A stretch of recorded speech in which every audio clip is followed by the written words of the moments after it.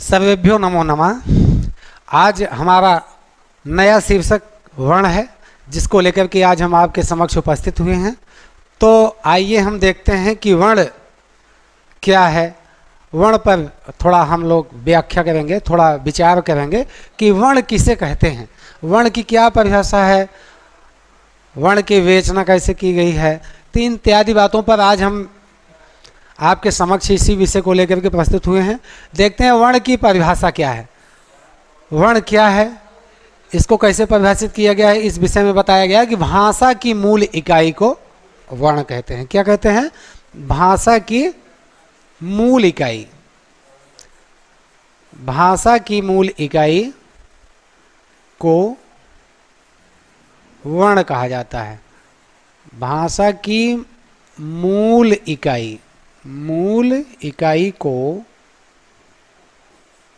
वर्ण कहा जाता है।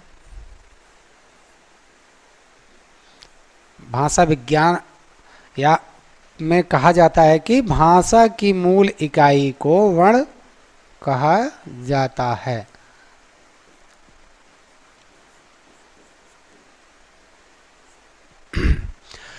भाषा की मूल इकाई का नाम वर्ण है। तो वर्ण किसकी मूल इकाई है? भाषा की। पहले तो हम ये भी देख लेते हैं कि भाषा क्या है, क्योंकि मूल इकाई भाषा की है तो हम इस पर भी चर्चा कर लेते हैं कि भाषा क्या है, तभी तो उसकी मूल इकाई पर हम आएंगे। तो इस विषय पर हम बोलने के पहले, बात करने के पहले हम ये समझ लें कि भाषा क्या है, तब हम वर्ण क्या है उस पर हम चर्चा करेंगे।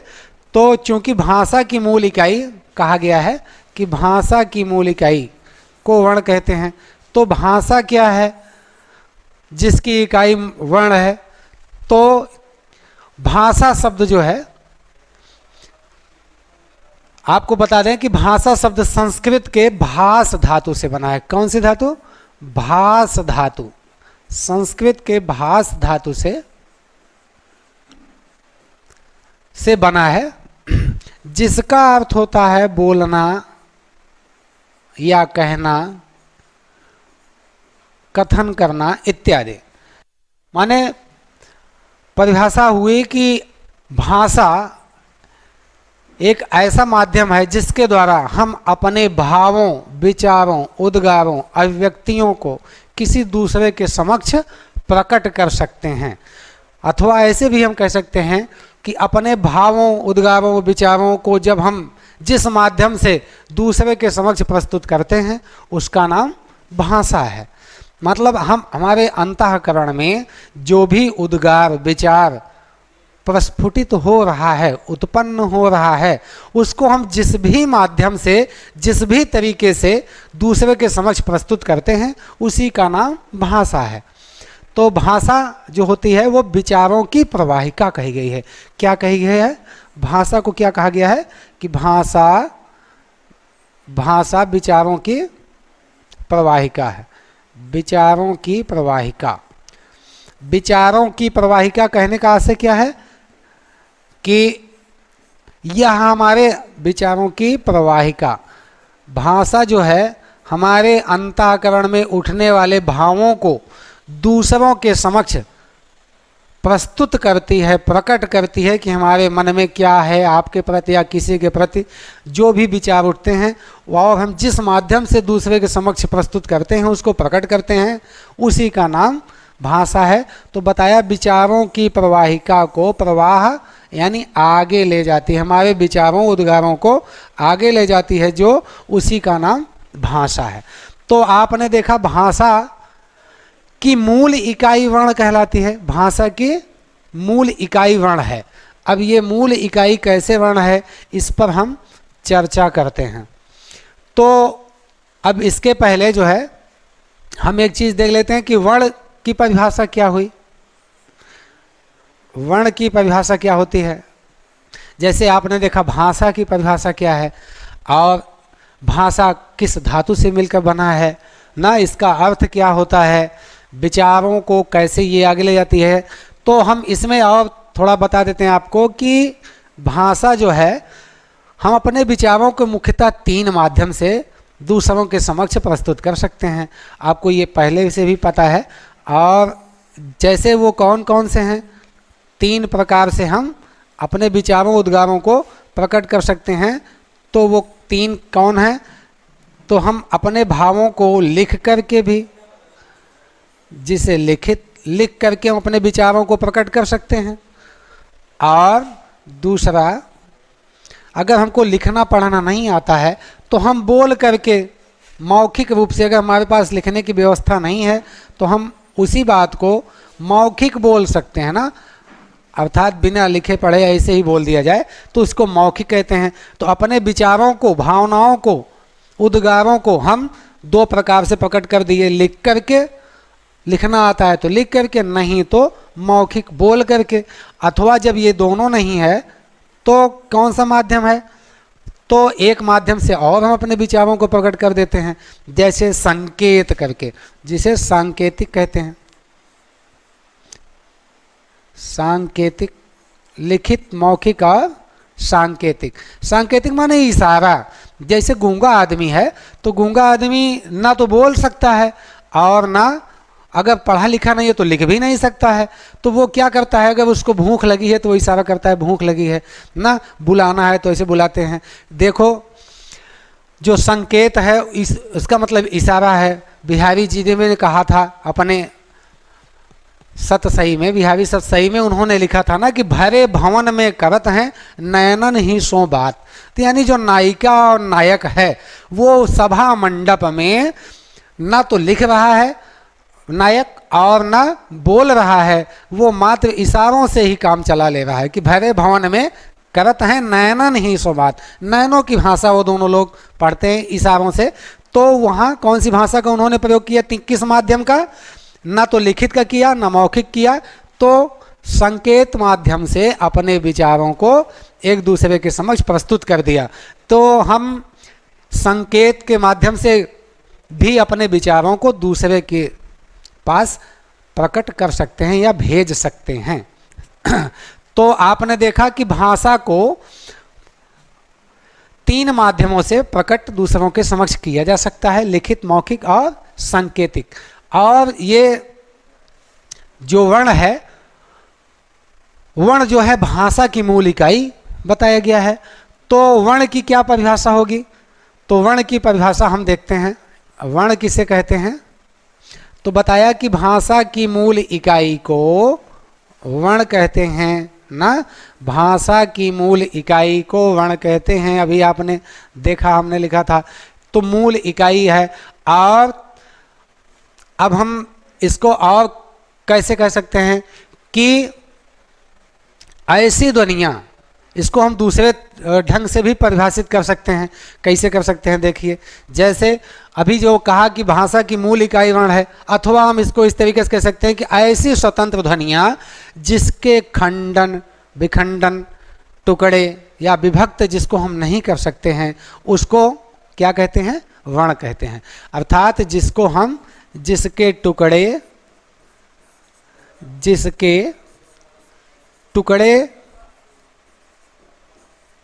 अथवा खंडन ना कर सकें, खंडन ना कर सकें, उसे क्या कहते हैं? उसे हम वर्ण कहते हैं। यानी वर्ण के हम ना तो टुकड़े कर सकते हैं, ना उसको काट छाट बांट किसी भी प्रकार से उसको हम नहीं कर सकते, इसलिए इसका नाम वर्ण है। जैसे अभी है का, तो क एक वर्ण है। अगर हम इसको बांटना चाहें तो हम ऐसे लिख दें तो ये पूर्ण नहीं, इसे का नहीं कहा जा सकता है। अथवा हम ऐसे कर दें तो ये भी का नहीं है, अथवा ऐसे ही कर दें, ये कर दें तो ये भी पूरक का नहीं है। तो अगर पूरक करना है हमको, तो जब तक हम ऐसे नहीं लिखेंगे तो वो वर्ण का चिन्ह नहीं कहलाएगा। तो आपको ये पता चला कि हम जिसके टुकड़े ना कर सकें, अर्थात इसको हम इस भाग में बांट देंगे तो ये का नहीं कहलाएगा ना। इसीलिए बताया गया कि जिसके हम टुकड़े ना कर सकें जिसको काट न सकें, बांट न सकें, छांट न सकें, अलग न कर सकें, विभक्त न कर सकें, विखंडित न कर सकें, किसी भी प्रकार से आप कह सकते हो, तो उसको क्या कहते हैं? वर्ण कहते हैं। तो इस वर्ण ऐसी स्वतंत्र ध्वनि होती है जिसके हम टुकड़े अथवा काट छाट बांट नहीं सकते हैं। आइए हम वर्ण के और वर्णों को और किन नामों से जाना जाता है इसको भी देख लेते हैं। वर्ण को हम और किन नामों से जानते हैं? तो देखो, एक तो वर्ण है, आपको पता चला कि वर्ण जो है इसके टुकड़े नहीं कर सकते हम। तो वर्ण के बाद वर्ण को अक्षर भी कहा जाता है।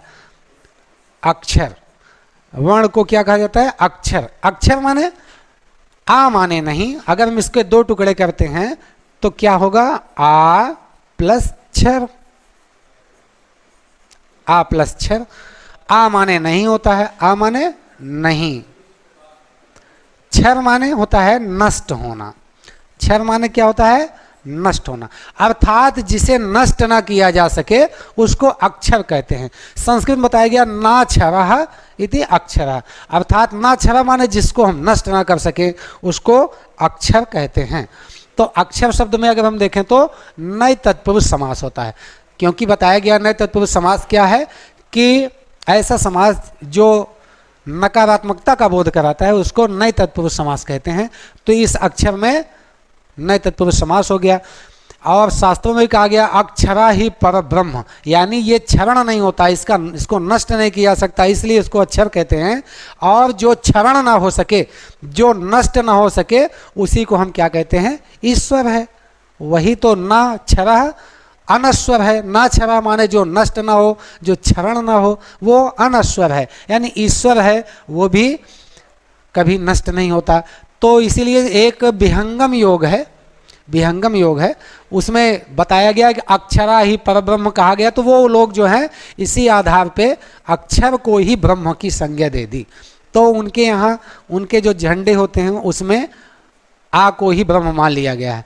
तो वो आ की ही पूजा करते हैं, क्योंकि दुनिया में सबसे सर्वप्रथम आ ही आया है। जैसे अगर हम ओम बोलते हैं, ओम ओम, तो ये ओम कितने वर्णों से बना है? आ उ म ना, ओम बन गया है। तो देखिए प्रथम ध्वनि क्या है? आ है। इसी तरीके से अगर मान लो हम अल्लाह बोलते हैं, अल्लाह, तो भी प्रथम ध्वनि आ है। तो बताया कि अक्षर ही जो है आ चूंकि सबकी सहायता भी करता है, ईश्वर भी सबकी सहायता करता है, तो आ भी करता है। इसलिए विहंगम योग वालों ने आ को ही ईश्वर की संज्ञा दी। ईश्वर अक्षरा ही पर ब्रह्म, यानी अक्षर ही पर ब्रह्म है। वो अविनाशी है, वो कभी नष्ट नहीं होने वाला है, अनिश्वर है, अनश्वर जिसे कहा गया। अर्थात इस वर्ण या अक्षर को हम नष्ट नहीं कर सकते हैं, इसलिए इसका नाम अक्षर कहा गया है। इसको और किन नामों से जाना जाता है? अक्षर कहो अथवा ध्वनि, इसका एक नाम ध्वनि भी है ना, ध्वनि। और क्या है? इसे हम नाद भी कह सकते हैं। इसको क्या कह सकते हैं?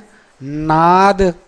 इसको हम कह सकते हैं स्फुट, स्फुट इत्यादि नामों से भी हम जानते हैं। तो आपने देखा वर्ण को अक्षर, ध्वनि, नाद, स्फुट, ये सब एक तरीके से पर्याय हैं इसके ना। जैसे अभी हमको कोई अक्षर बोलना हुआ, जैसे मान लो अभी हम ही बोल रहे हैं, अभी कहना हो का, तो का अगर बोलना है तो तुरंत ऐसे ही हृदय के जितने भी ध्वनियां हैं वो कहाँ उच्चारित होती हैं? हमारे अंतःकरण में। भाषा विज्ञान कहता है, आपको थोड़ा डायग्राम बना करके हम ऐसे दिखा देते हैं केवल समझाने की दृष्टिकोण से। तो मानव की आकृति ऐसे बना रहे हैं हम, जिससे आपका ज्ञान बढ़ जाए, बस इतना थोड़ा सा प्रयास कर रहे हैं, बाकी हम आर्टिस्ट नहीं हैं भाई ना। ये क्या है? ये है हृदय, ये है हृदय। मेरा आर्ट गड़बड़ है, आप लोग हंसिएगा नहीं। एक रेखा चित्र हमने बनाया है ना, आपको समझाने के लिए कि ध्वनियाँ कैसे निकल करके वर्ण बन जाती है ना।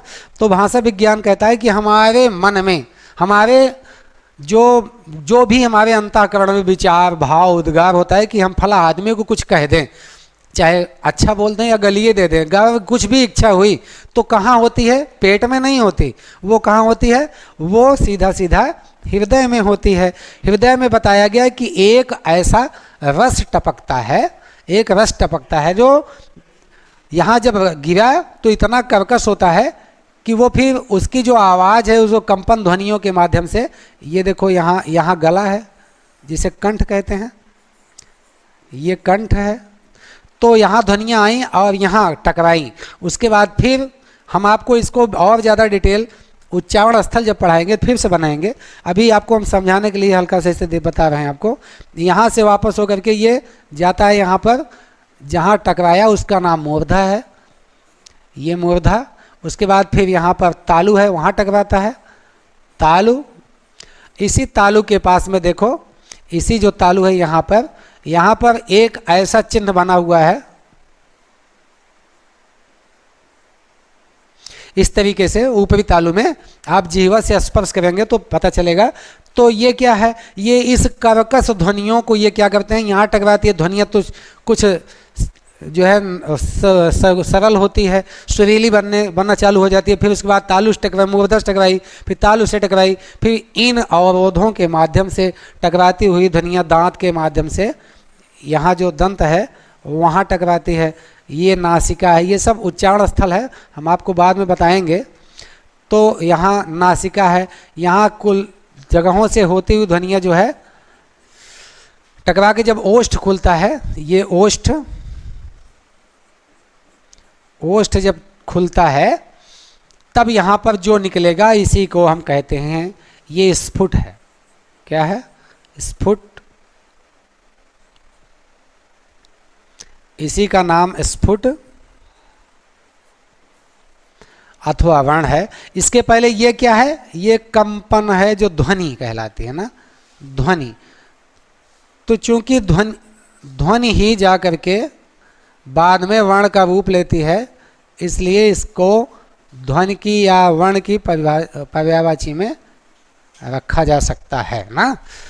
तो आपने देखा कि ध्वनियाँ, कोई भी अक्षर जो होता है, जैसे हमको का कहना हुआ तो का ये हमारे पेट में, यहाँ हृदय में नहीं होता, यहाँ से बनता नहीं, यहाँ तो खाली एक रस टपका और कंपन हुआ, और ये इतना कर्कश ध्वनि होती है। ऐसा भाषा विज्ञानियों ने बताया, इतना कर्कश होता है कि स्वर नलिकाओं से होते होते अगर ये डायरेक्ट अगर निकल जाए तो उसी तरीके से होता है जैसे एक लोहे के ऊपर जब लोहा पटका जाता है ना, तो उसमें जो टंकार होती है भयंकर, उसी तरीके से ध्वनियाँ यहाँ पर उत्पन्न होती हैं। तो उसके बाद उन सब तंत्रिकाओं के माध्यम से धीरे धीरे धीरे धीरे वो आगे बढ़ती हैं और विभिन्न उच्चारण स्थलों के से टकराने के बाद यहाँ जब ओष्ठ खुलता है तब एक वर्ण का या स्फुट का रूप ले लेती हैं। ठीक, अब देखिए कैसे ले लेती हैं। हम सही कह रहे हैं कि आज तो हम अपने भौतिक जो उदाहरण है इसके माध्यम से समझ लेते हैं। जैसे आप लोग बाइक चलाते हैं, कोई भी गाड़ी चलाते हैं, तो देखिए वो उसकी जो ध्वनि है और उसमें जो ध्वनि निकलती है, जैसे मान लो अभी कोई भी बाइक आप चलाओ तो अगर साइलेंसर लगा है तब उसकी आवाज़ कितनी सुरीली होती है। अगर हम साइलेंसर को इंजन से हटा लेते हैं, खाली इंजन की जो ध्वनि है अगर उसको सुने तो हमारे कर्ण कुहरों को वो क्या करती है? झंकृत कर देती है। ऐसा लगता है जैसे कान का पर्दा ही फट जाएगा ना।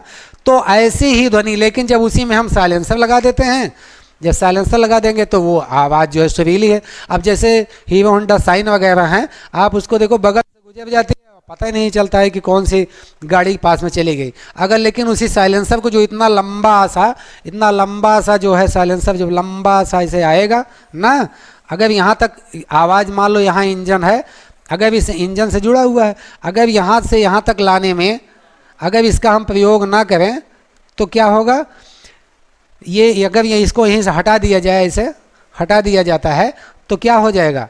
इतनी कर्कश आवाज़ आएगी कि कान के पर्दों को फाड़ देगी ना।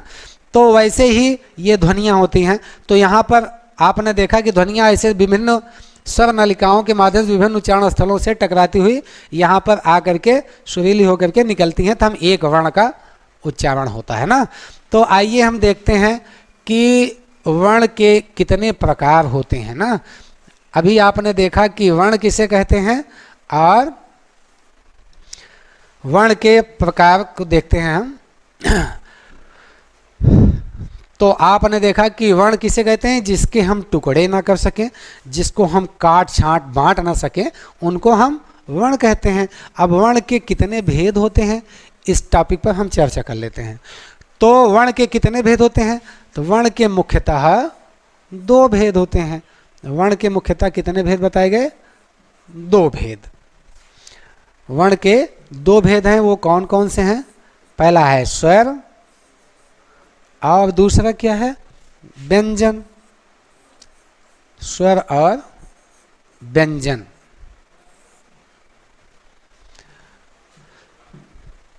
तो स्वर और व्यंजन जिसके आधार पर, इन्हीं दोनों के आधार पर, जो चाहे वो संस्कृत भाषा हो, चाहे वो हिंदी भाषा हो या कोई भी भाषा हो, उसका जो मुख्य आधार होता है वो क्या होता है, मुख्य आधार वर्ण कहलाता है। वर्ण ही है। अगर उस भाषा में से वर्ण को हटा लिया जाए, संसार की कोई भी भाषा हो, अगर इस वर्ण को हम हटा दें तो भाषा शून्य हो जाएगी ना। तो इसीलिए कहा गया कि भाषा का आधार क्या है, जिस पर भाषा टिकी हुई है, उसको वर्ण कहते हैं। तो वर्ण के 2 भेद आपको परिलक्षित हुए। देखिए, पहला क्या है, वर्ण स्वर है और दूसरा व्यंजन है। जैसे भी अब तक हमने आपको बताया कि भाषा किसे कहते हैं, भाषा किस धातु से बनी है और वर्ण क्या है, वर्ण की परिभाषा। तो अब आप नया टॉपिक है, जैसे 2 भेद हो गए वर्ण के 2 भेद हो गए। तब ये काहे के लिए 2 भेद हो गए, इनमें ये किस वजह से ये 2 भेद हो गए, इनमें क्या अंतर हो गया, हमारे भाषा विज्ञानियों को क्या अंतर परिलक्षित हो गया जिसके कारण ये 2 भेद कर दिए, इस पर हम चर्चा करते हैं। तो हम इन दोनों के भेद पर चर्चा करते हैं ना, कि स्वर को स्वर क्यों कहा गया, ये व्यंजन कैसे हो गया। तो स्वर किसे कहते हैं, पहले हम इसी टॉपिक पर आपसे परिचर्चा कर लेते हैं ना, कि स्वर किसे कहते हैं, स्वर क्या है। तो स्वर की परिभाषा करते हुए बताया गया कि ऐसी स्वतंत्र ध्वनि जिसके उच्चारण में हमें किसी अन्य ध्वनियों की आवश्यकता ना हो, उसे हम स्वर कहते हैं। अर्थात स्वरों के उच्चारण में, स्वर को बोलने में हमें किसी अन्य वर्णों की, अन्य ध्वनियों की सहायता नहीं लेनी पड़ती, उसको किसी की आवश्यकता नहीं है। ये जब जहाँ है स्वतंत्र है, ये किसी की बंदिश में नहीं है, ना तो इसको किसी की सहायता की जरूरत है। जैसे भौतिक उदाहरण के रूप में देखें तो ये कैसा है, स्वर जैसे समाज का एक पूंजीवादी वर्ग है। क्या है, पूंजीवादी, यानी अमीर लोग हैं, इनको किसी की आवश्यकता नहीं होती है। ये जब होते हैं ये पूंजीवादी लोग, इनको छोटे मोटे लोगों की कोई लेना देना नहीं है भैया, ये अपना काम स्वयं ही कर लेते हैं ना। समाज में आज जो व्यतिक्रम इतना उत्पन्न हुआ है, ऐसे ही लोगों को किसी के यहाँ जाएंगे नहीं, समाज का विखंडन होता चला जा रहा है, क्योंकि उनके पास पैसा है, लगाएंगे। ऐसे ही ये स्वर होता है। स्वर ऐसी ध्वनि होती है जिसको किसी की आवश्यकता नहीं होती है। लेकिन वही व्यंजन होता है, वो बेचारा लंगड़ा होता है, उसको तो बिना स्वरों के उसका काम ही नहीं चलेगा। बिना उसको स्वर की सहायता लिए वो अपना किसी भी कार्य का निष्पादन नहीं कर सकता है, कहीं भी प्रयुक्त नहीं हो सकता। कहीं भी जाना हुआ तो ये बेचारा किसी भी स्वर को लेगा, चाहे आ को लेगा, ऊ को लेगा, ई को लेगा, ए को लेगा, इत्यादि जितने भी स्वर हैं इनकी सहायता लेगा, तभी ये पूर्ण माना जाता है। नहीं तो बताया गया है कि एक शास्त्रों में लिखा गया है कि एक मात्रो भवेत ह्रस्व, द्विमात्रो दीर्घमुच्यते, त्रिमात्रो प्लुतो गेयो, व्यंजको अर्धमात्रिका। तो व्यंजको अर्धमात्रिका यानी व्यंजन को आधा मात्रा वाला कहा गया है। एक मात्रा भवेत ह्रस्व, द्विमात्रो दीर्घमुच्यते, यानी और त्रिमात्रा प्लुतो गेयो, व्यंजको अर्धमात्रिका, अर्थात व्यंजन आधा मात्रा वाला होता है। तो इसके बारे में हम बाद में परिचर्चा करेंगे आपसे। अभी हम लोग स्वर को देख रहे थे। अब हम देखते हैं कि स्वर के क्या भेद होते हैं।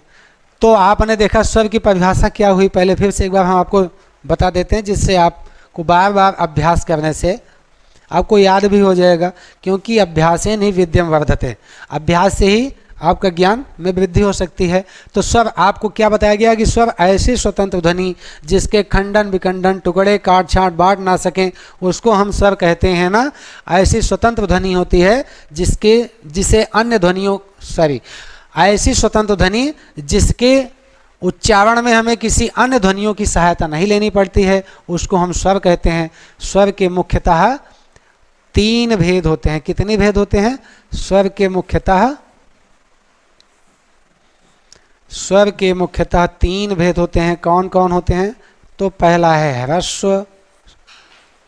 ह्रस्व स्वर, दूसरा है दीर्घ स्वर, ह्रस्व स्वर, दूसरा दीर्घ स्वर, और तीसरा है प्लुत स्वर, तीसरा प्लुत। ह्रस्व स्वर, दीर्घ स्वर और प्लुत स्वर, ये 3 प्रकार के भी स्वर होते हैं। तो हम एक एक के बारे में डिटेल से जानने का प्रयास करेंगे। तो पहला देखते हैं ह्रस्व स्वर क्या है। ये ह्रस्व स्वर का नाम ह्रस्व स्वर क्यों पड़ गया, तो आइए हम इसकी परिभाषा देखते हैं। ह्रस्व स्वर की परिभाषा करते हुए लिखा गया है कि ऐसी ध्वनि जिसके उच्चारण में हमें कम समय लगता है या कम मुख खोलना पड़ता है उसे हम ह्रस्व स्वर कहते हैं। ऐसी ध्वनि जिसके उच्चारण में हमें कम वायु खर्च करनी पड़ती है उसको हम ह्रस्व स्वर कहते हैं। और इसमें एक मात्रा होती है। शास्त्र में बताया गया कि एक मात्रो भवेत ह्रस्व, एक मात्रा वाला ह्रस्व होता है। कितनी मात्रा होती है इसमें? एक मात्रा होती है। एक मात्रा भवेत ह्रस्व, एक मात्रा होती है, अर्थात ह्रस्व स्वर में एक मात्रा होती है। अब ह्रस्व स्वर की परिभाषा क्या हुई कि ऐसा स्वर जिसको उच्चारण करने में कम वायु खर्च करनी पड़े, कम मुंह खोलना पड़ता है। बहुत आसान से पहचानने का तरीका है, आपका अगर कम मुंह खुलता है, ऐसे स्वर जिसके उच्चारण में कम मुंह खुले ह्रस्व है, ज़्यादा खुले दीर्घ है, खूब ज़्यादा खुले चिल्लाना पड़े तो वहाँ प्लुत हो जाता है। एक तरीका ये है। और हम लोग परिभाषा के रूप में भी याद कर लेते हैं कि ऐसी ध्वनि, स्वतंत्र ध्वनि जिसके उच्चारण में कम वायु खर्च करनी पड़े उसे ह्रस्व कहते हैं। और ह्रस्व में एक मात्रा का प्रयोग किया जाता है, एक मात्रा। वो ह्रस्व स्वर कौन है? जैसे आ, ई, उ, री, संस्कृत में लृ भी है। तो मूल स्वर कितने हैं? अगर हिंदी में देखा जाए तो यही मूल स्वर हैं हिंदी में, और संस्कृत में ये इतने ही कुल ह्रस्व स्वर हैं, ये इत्यादि। तो इनमें इनको बोलने में जैसे हमने कहा अ तो ज़्यादा मुंह नहीं खोलना पड़ा, आ कम वायु खर्च करनी पड़ी। ई थोड़ा सा भी हमको हल्का सा मुंह खोलना पड़ता है और उच्चारण वर्ण का हो जाता है। तो आपने देखा कि ह्रस्व स्वर इसलिए ह्रस्व स्वर कहलाता है कि इसके उच्चारण में हमें कम वायु खर्च करनी पड़ती है और इसमें एक मात्रा का प्रयोग किया जाता है। मात्रा की गणना जो है जब हम आगे जब छंद पढ़ते हैं तब वहाँ पर आवश्यकता पड़ती है, वो कभी दूसरे टॉपिक का विषय है तो चर्चा किया जाएगा।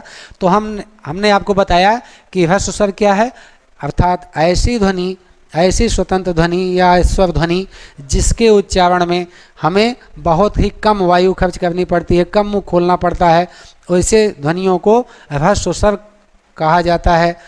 जैसे अ, ई, उ, री, लृ इत्यादि। अब हम देखते हैं दूसरा क्या है, दीर्घ। अब दीर्घ किसे कहेंगे? दीर्घ स्वर क्या है? तो दीर्घ स्वर ऐसा स्वर जिसके उच्चारण में हमें ह्रस्व का 2 गुना समय लगता है। कितना? 2 गुना। ह्रस्व का 2 गुना समय, 2 गुना समय लगता है, उसको हम क्या कहेंगे? उसे दीर्घ कहेंगे। उसको क्या कहेंगे? दीर्घ स्वर कहते हैं। यानी ह्रस्व स्वर को ह्रस्व स्वर से 2 गुना समय जहाँ पर लग जाता है जिस स्वर के उच्चारण में, उसको हम दीर्घ स्वर कहते हैं।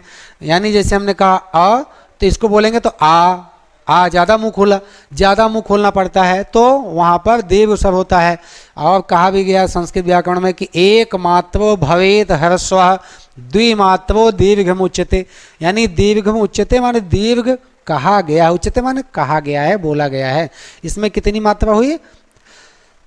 2 मात्रा का प्रयोग किया गया है, 2 मात्रा का प्रयोग हुआ है।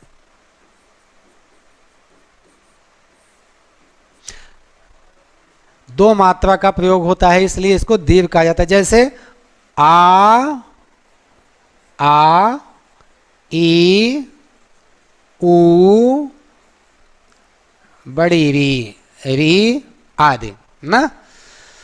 आ ई ऊ री, इसको बोलने में हमें ह्रस्व का 2 गुना, जैसे उसको बोले आ ई ऊ अ, इसको आ ई ऐसे बोलेंगे हम ना, तो इसमें ज़्यादा वायु भी खर्च करनी पड़ी, ह्रस्व का 2 गुना समय लगा।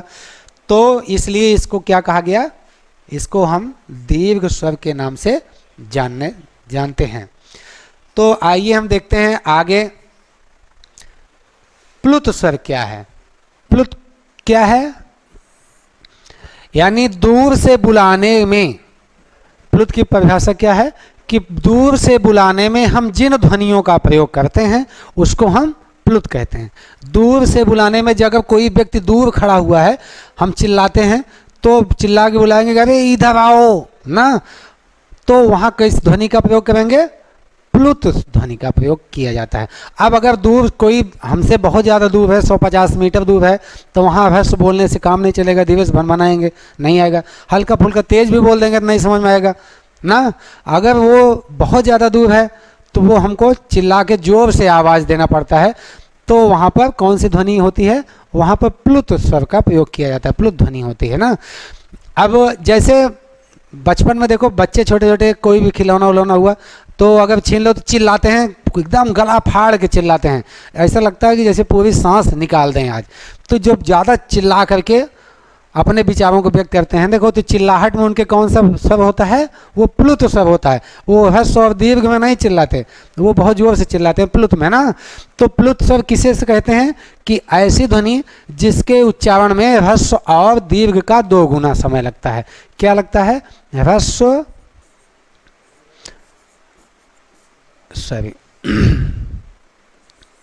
ह्रस्व और दीर्घ, ह्रस्व तथा दीर्घ का 2 गुना समय, दीर्घ का 2 गुना समय लगता है।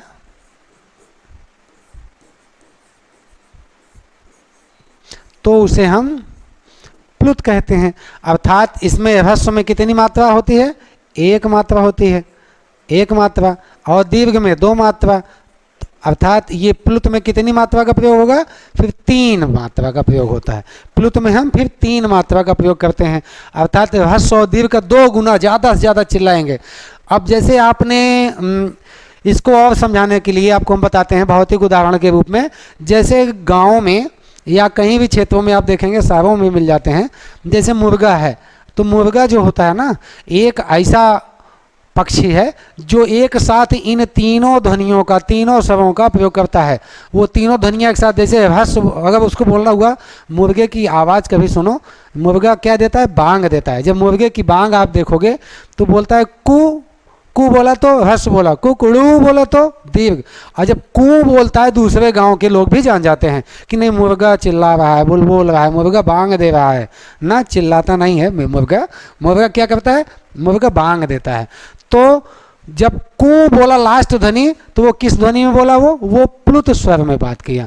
तो इसको हम और देखते हैं उदाहरण में इसके क्या है।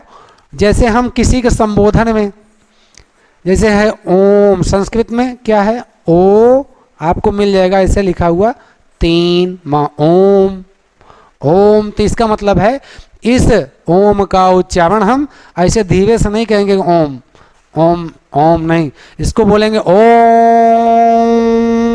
मतलब गूंजना प्रारंभ चालू हो जाए ना।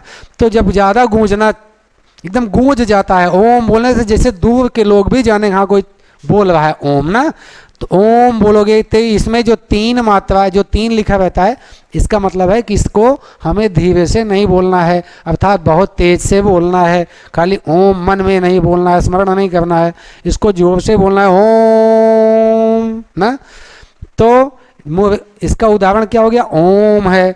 कोई भी संबोधन है, संबोधन में भी आप प्लुत स्वर का प्रयोग करते हैं। जैसे हे राम, कहें गांधी जी ने कहा मरते समय, क्या कहा, हे राम, ये संबोधन का चिन्ह हो गया ना।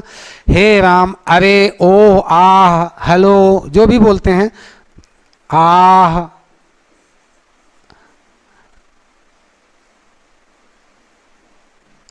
ना। और जैसे मुर्गे की बांग, हमने आपको पहले ही बता दिया कि ये प्लुत स्वर में के उदाहरण है, प्लुत स्वर के उदाहरण कहे गए हैं ना। तो आपने देखा प्लुत स्वर कैसा स्वर होता है, प्लुत स्वर ऐसा स्वर होता है जिसके उच्चारण में हमें ह्रस्व और दीर्घ दोनों स्वरों का 2 गुना समय लगता है, इसलिए इसको प्लुत स्वर कहते हैं। प्लुत स्वर में बताया गया है कि 3 मात्रा का प्रयोग होता है। कितनी मात्रा का, 3 मात्रा का प्रयोग किया गया है। तो 3 मात्रा का प्रयोग होता है। एक मात्रा का प्रयोग कहाँ होता है, ह्रस्व में, और 2 मात्रा का प्रयोग दीर्घ में। 3 मात्रा का प्रयोग हम प्लुत में करते हैं। संस्कृत में बताया गया, एक मात्रो भवेत ह्रस्व, 2 मात्रो दीर्घमुच्यते, 3 मात्रो प्लुतो ग्लिगेयो व्यंजको अर्धमात्रिका। तो प्लुत जो है क्या है, इसमें 3 मात्रा का प्रयोग किया जाता है। तो अब मूल स्वर अगर आपसे एग्जाम में पूछता है कि संस्कृत स्वरों के कितने भेद होते हैं, तो मूल भेद कितने हुए, मूल भेद 3 होते हैं, मूल 3 भेद होते हैं। लेकिन इसके बाद भी हमारे स्वर जो हैं अभी पूर्ण नहीं हुए, तो उनको अलग से रखा गया। एक है संयुक्त स्वर, इसी का नाम मिश्रित स्वर भी है। क्या है, इसे हम मिश्रित स्वर के नाम से भी जानते हैं। चाहे मिश्रित स्वर कहो अथवा संयुक्त स्वर कहो। संयुक्त कहने से ही, जैसे नाम से ही, संयुक्त शब्द से ही आपको दिखाई दे रहा है कि संयुक्त स्वर किसे कहते हैं। तो इसको देखो, सम प्लस युक्त है, सम प्लस युक्त, संयुक्त बन गया है ना। समान रूप से जो जुड़ा हुआ है, समान रूप से जुड़ा हुआ है आपस में, इसलिए इसको संयुक्त कहा गया।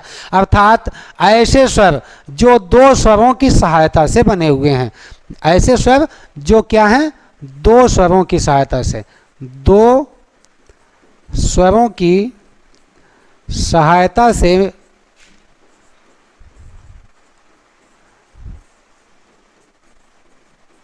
बने हैं।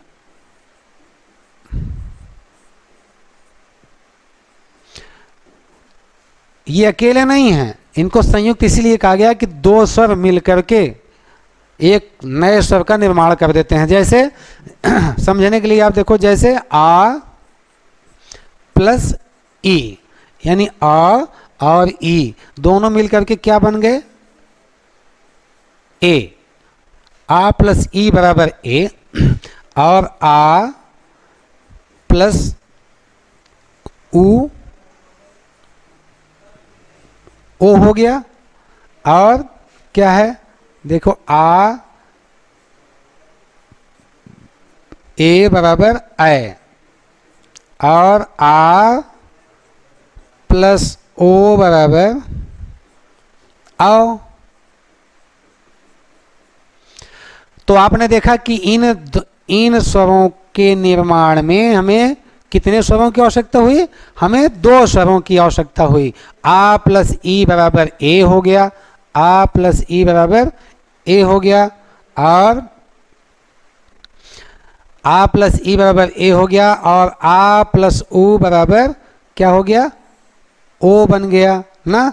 ऐसे ही आ प्लस ए बराबर क्या हो गया, ए बन गया है, और आ प्लस ओ बराबर आओ हो गया। अर्थात ये ए ओ ए औ, ये 4 क्या हैं, संयुक्त स्वर कहा गया इनको, या इन्हें दीर्घ मिश्रित स्वर भी कह सकते हैं आप। दीर्घ मिश्रित स्वर हैं, ये ऐसे स्वर हैं जो दो स्वरों की सहायता से मिलकर बने हुए हैं, इसलिए इनका नाम संयुक्त स्वर रखा गया है। तो ऐसे स्वरों को संयुक्त स्वर कहा जाता है जो दो स्वरों की सहायता से मिलकर के बना होता है, उसको हम संयुक्त स्वर कहते हैं। तो आपने अभी देखा कि वर्ण का जो पहला भेद होता है वो स्वर है। स्वर की क्या परिभाषा की गई कि जिसकी ऐसी स्वतंत्र ध्वनि जिसके उच्चारण में किसी अन्य ध्वनियों की सहायता नहीं लेनी पड़ती, उसको स्वर कहते हैं। स्वर के भेद में पहला आपको हमने बताया, पहला भेद आपको बताया कौन सा? पहला आपका भेद ह्रस्व है। ह्रस्व में ह्रस्व को ह्रस्व स्वर क्यों कहा जाता है? क्योंकि इसमें एक मात्रा का प्रयोग होता है। इसको बोलने में कम समय खर्च करना पड़ता है, कम वायु खर्च करनी पड़ती है, जैसे आ ई उ री ली आदि। और उसके बाद दूसरे भेद की तरफ बढ़ते हैं तो भेद है दीर्घ। जैसे इसमें दो गुना समय लगता है, ह्रस्व का 2 गुना समय लगता है। यानी ऐसी स्वतंत्र ध्वनि, ऐसे ध्वनि जिसमें ह्रस्व का 2 गुना समय लगता है, उसको हम दीर्घ स्वर कहते हैं ना। जैसे आ ई उ री इत्यादि। और अभी आपने देखा प्लुत, यानी दूर से बुलाने में हम जिन ध्वनियों का प्रयोग करते हैं उनको प्लुत स्वर कहते हैं ना। तो जैसे ओम ओम कहा गया, तेज से बोला गया ना, दूसरे के लोग भी, दूर से बैठे हुए लोग आसानी से सुन लें तो उसको प्लुत स्वर में कहा जाता है। जैसे कोई चिल्ला करके किसी के यहाँ कोई दिक्कत है तो बचाओ बचाओ जो कहता है, तो उसमें जिस ध्वनि का प्रयोग करता है वो क्या है? प्लुत स्वर है ना। और हे राम, आह, ओ, हेलो या मुर्गे की बांग जो है वो सब प्लुत स्वर में होती है ना। और उसके बाद अगला आता है संयुक्त स्वर ना, अर्थात ऐसे स्वर जो दो स्वरों की सहायता से मिलकर के बने होते हैं उनको हम संयुक्त स्वर कहते हैं। जैसे आ प्लस ई, आ ए बन गया, आ प्लस ओ बराबर ओ हो गया, आ प्लस ए बराबर ए हो गया, आ प्लस ओ बराबर औ हो गया ना। तो इस तरीके से स्वरों का जो भेद है वो आपके समक्ष हमने बताया। अब नेक्स्ट अगले शीर्षक में हम व्यंजन को अगले शीर्षक के अंतर्गत पढ़ेंगे। धन्यवाद।